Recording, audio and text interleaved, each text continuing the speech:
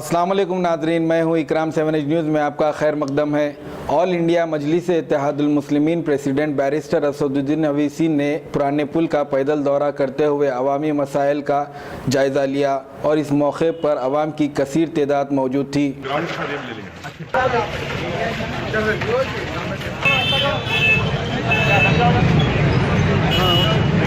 Water line वो और आपका नहीं है, इसलिए वो बराबर वो नहीं है। पूरा उड़खाना ये वो एक ही जो कारा मैदान से हमारे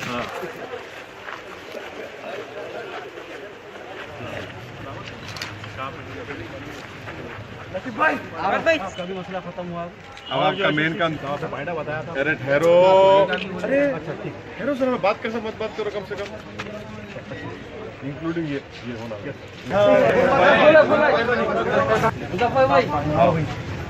एमएलए साहब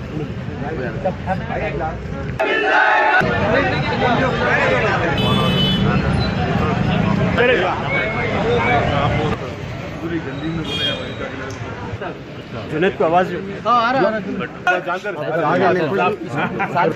चलो।